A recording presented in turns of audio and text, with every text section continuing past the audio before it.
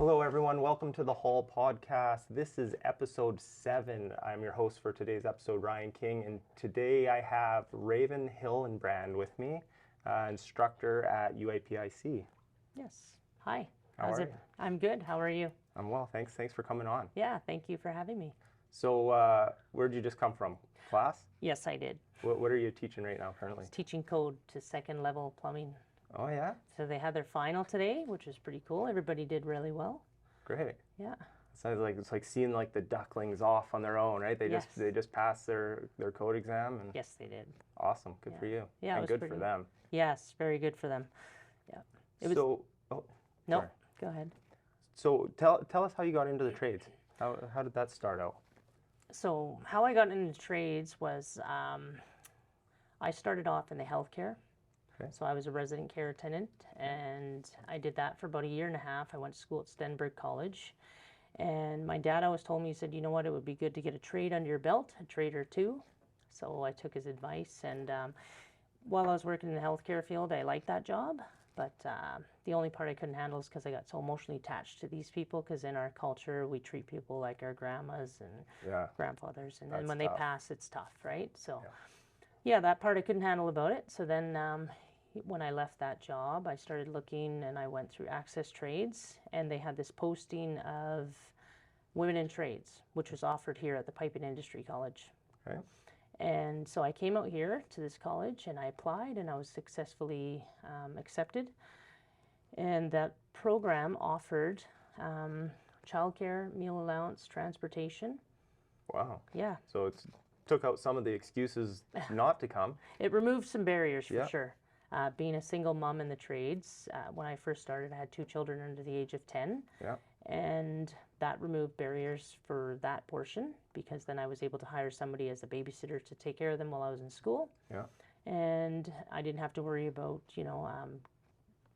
getting here to and from, because that transportation was taken care of. Yeah. Yeah. So you did that course. How long was that course? Was that like a piping foundations? Yeah, I believe it's an 8-week course. Mm-hmm. Yeah, and then from there I went into foundation. So then I chose plumbing as my career. Yeah. Because my husband right now, he's actually a plumber too. So that's, I chose plumbing as my way to go, which I did, and I don't regret it to this day. Yeah. So now if there's a leak, you don't need him to fix it. You just fix it yourself. I'll fix it. All right. So you finished foundations. Mm-hmm. You've chosen plumbing. Yep. And then did you do the balance of your school here, or did you do it elsewhere, or how? I did all my 4 years here. Yeah. Yeah. Yeah. And so I did first and second level. I did third and fourth back to back. Mm-hmm. And my first and second levels, I was more working industrial. Yeah. So I was working out in Alberta, northern BC. And then when I came back to do my third and fourth, I started doing high rises down in the lower mainland, which I worked for Trotter and Morton for about 4 or 5 years. And they had me as a lead hand. Nice. So that kind of, I guess, got my name up as to, somebody in leadership, and showed initiative of getting things done, right? We were able to meet deadlines. Yeah. And then I got a phone call about coming to the school to do teaching. Yeah. Yeah. So then I said, how many times am I going to get asked to do that? So I took the opportunity. Yeah. When Trotter didn't want to let me go, but I told him, I said, I could see that. Yeah. So you're working. How many women did you work alongside in the plumbing trade? None. Only one. Only that one. was just before I came here. Yeah. Which I took her under my wing and guided her and mentored her, and now she's actually, I believe she's a 3rd-year apprentice now, and she's doing very well for herself. Yeah. So you yourself only work with one other female. Yep. So you are the only female lead hand, probably at Trotter, I would guess. At one of their sites, yes. Yeah. Yeah. So that's quite a feat. That's, it is. You're kind of paving the way for women coming behind you, right? Mm-hmm. Anything is possible. Yep. And it's funny in life, a lot of times people don't see themselves in certain roles, but if they see someone else do it, they go, well, that person can do it, I can do it, right? Exactly. So you come into the school as an instructor, and so that must have been a different, that's a different day of work. It is. It's very mentally challenging, right? Not so much physical, right? I love it when I get in the shops, though. Then I get to physically do things. Yeah. So which is good. Yeah, no, it's great. it's different, right? Because then you have to work. It's somewhat, it's the same thing as leadership. You're out there in the field. The only difference is that now you're working with like 18 different brains, right? You're trying to figure out how can you get your message to them, right? My delivery to get them to understand is very important. Yeah, and the class makeup is, when I first went to school, I was 30, 32, and I was like, I'm like, oh, I'm going to be the oldest guy there for sure. And then I get there and I look, I'm like, no, I'm kind of middle of the road. And so you have this 18 people that all learn differently. They all are from different walks of life. They're all different ages. Yeah. And it's a diverse group, right? So it is, yeah. I enjoy it though. I like it. I like it when they have those, when they get the questions that come up and, they're not getting it. And I want to know how they're getting it so I can better explain it. Yeah. Right? Yeah. Yeah. So now you're in the school teaching. How long have you been doing that role for? It's coming up to 2 years in February. Nice. Yeah. All right. So so you've kind of found your groove, I'm sure, at this point. Yeah, I miss it out there too, though. Yeah. Don't get me wrong. Yeah. Every once in a while, you see some of the jobs on the board that come up, and there's like some of these like, it's the optimum shift. It's all double, and you're like, oh, that looks really good over there. But I think you got it from everyone I talk to. There, everyone enjoys being in your class. So you clearly got a good thing going here, right? Yeah. I enjoy it. I like it a lot. So at the last union meeting, you were speaking about going to Vegas. What was that all about? So Vegas actually is a Tradeswomen Build Nation. It was the first conference that I was able to attend. Okay. So Dakota is a steamfitter in our local. So her and I went and represented 170 in Piping Industry College. And at this event, there was 3,300 women. Wow. From all over Canada and the U.S., from all different types of trades, right? Are these just unionized trades people, or this is just trades in general? Unionized trades women, yeah. And so what was what was the theme of the weekend or the conference, or like what were some of the things you guys touched on while you were there? Well, when I was there, I actually sat on a panel. So it was a childcare panel. Yeah. So I spoke of kind of what I spoke about in the beginning here about how I got into the trades, what it was like for me. So I sat on the panel with other women. I was the only Canadian woman on that panel. So that was kind of interesting. A lot of the women had questions based on, how do I get this access to this? We, UA, actually have, as of September 2019, have a parental benefit in place, which, if anyone's interested, they can actually check it out on the website. Yeah. And I did mention that during the trade convention too. So. I imagine the childcare people coming into the trades are coming from all different walks of life. And so obviously if you have that family support, that's great, but not everyone has that. So if you were coming in, say, as a single parent, or even if a parent with two working, like, if you have a spouse that works or a partner that works, childcare is a huge hurdle, right? And that could be enough for someone to go, it's not worth it. I can't do that, right? So to have that, the ability to navigate that could open up doors for so many people. For sure, yeah. It did for me for sure, and I'm very grateful for that in the beginning when I had that opportunity. And I can proudly say today, both my children are in the union, and they're both plumbers. Nice. Following mom's footsteps. That's right. Yeah. That's cool. So I know I've done something right. Yeah. And you know what? It's, they probably look to you, and they, everyone sees, kind of their family structure and their life, and they probably see like, oh, we have a decent life. We have a roof, we have food, we have clothes, we have, you've probably had stable employment, right? So. Right. And that's huge, right? And so I think a lot of time if the kids see that in their parents, they go, oh, okay, yeah, that looks good. I'll take part in that. Yeah, and this is what we have to do every day. Wake up and go to work, right? Yeah. So it's good. Yeah, no, I enjoy it. I love being part of the union too, because it not only shows unity, but it's helped me in so many ways. When I first got into trades, through my struggles in life in general. Yeah. Today, today I feel like I'm giving back. Yeah. Right. For everything that was done for me, I feel I'm giving back.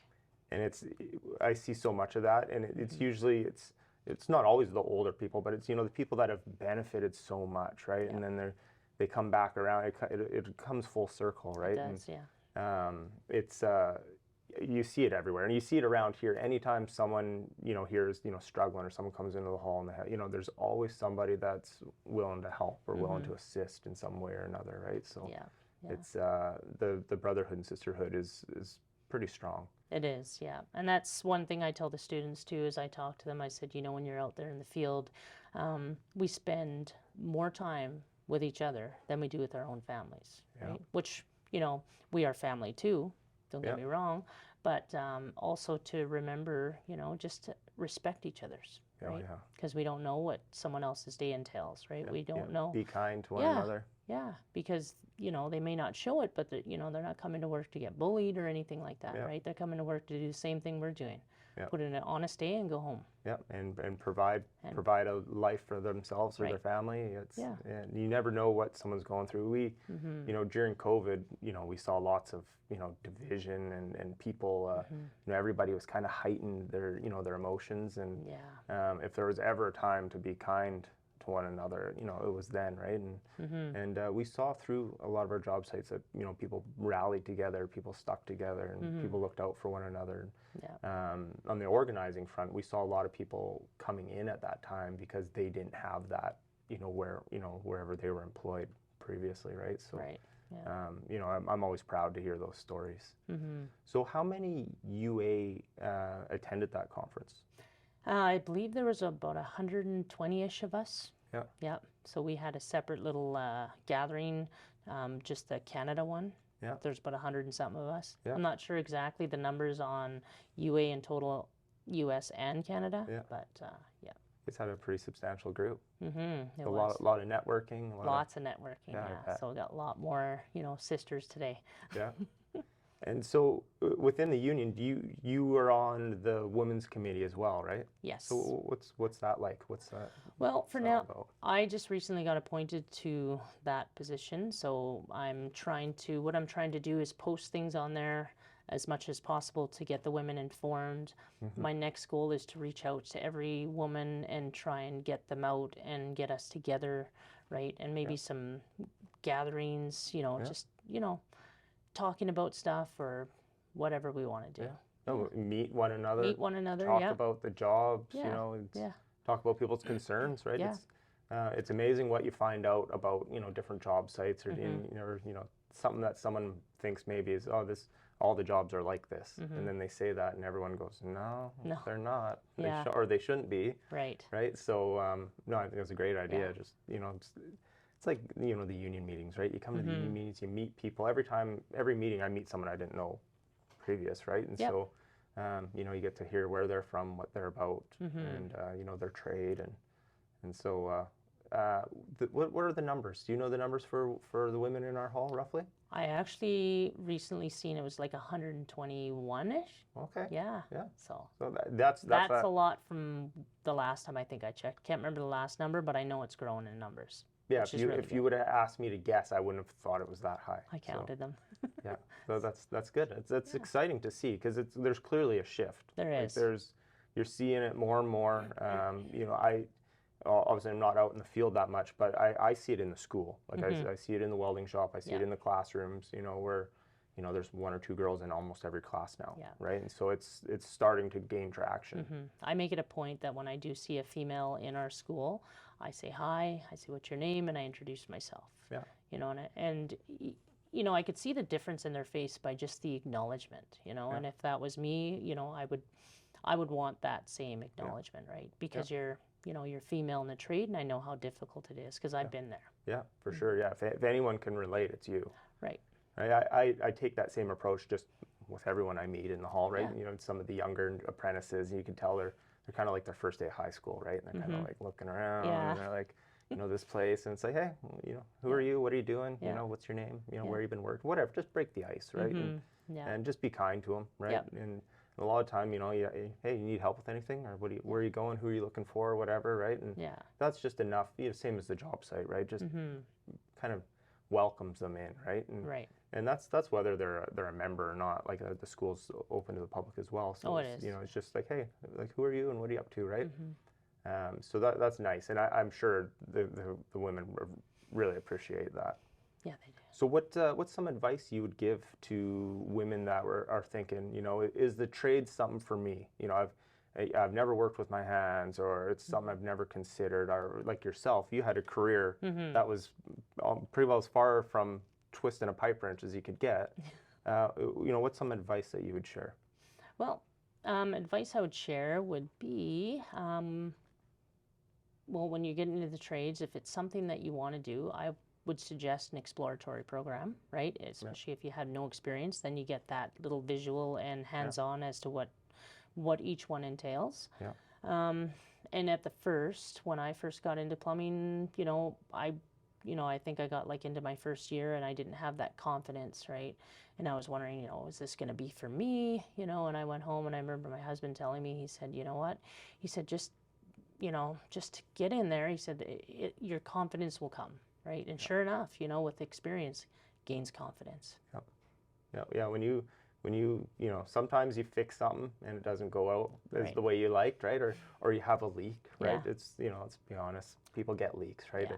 But we learn best from our mistakes. Absolutely. And if you have that support network with you where they're like, oh, hey, you know, there's been times I've had the apprentice with me and I'm like, I know I would do it like this or that, but you do you. And so they go to it and they have their own methodology, and I kind of look and I go, we'll see how that pans out, right? And oh, you know, it's leaks, and then they go, but they learned from it. That's right. And so, you know, anyone that says they don't get leaks doesn't put very much pipe together. No. Because you're going to get a leak sooner or later. But that's what I told my students recently too. Yeah. I said, if you've told me that you never had a leak, then you're lying. You haven't done much. No.